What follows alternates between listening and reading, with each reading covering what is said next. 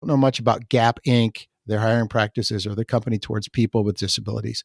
What I do know just from seeing that is someone in the marketing department somewhere decided to hire a photographer to take a photograph of a boy wearing prosthetic legs while wearing Gap Kids clothing. And I think it's pretty cool. Talk about that.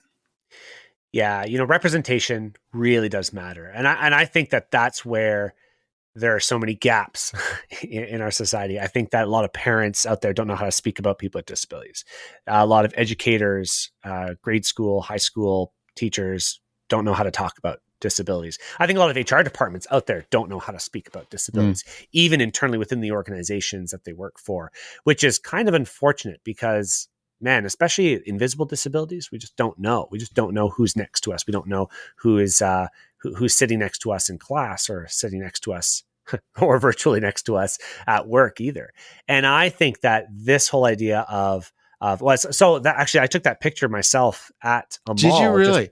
Okay. yeah. I just took a picture. I saw it, in the front of Gap, and I said, that's a cool picture. I said this, and if you imagine a retail store, they've got doors in the middle of their storefront, right? And they've got two large bay areas where they're displaying clothing or what have you. Mm-hmm. And this picture occupied an entire bay, like front. So half the store before you walk Wow. in, you're seeing this image of this kid. And I'm like, that's pretty cool. Because what's going to happen there is there's going to be people who walk by who have a child with a disability, who have a child who is amputee. And they're going to see that picture and say, hey, that's cool.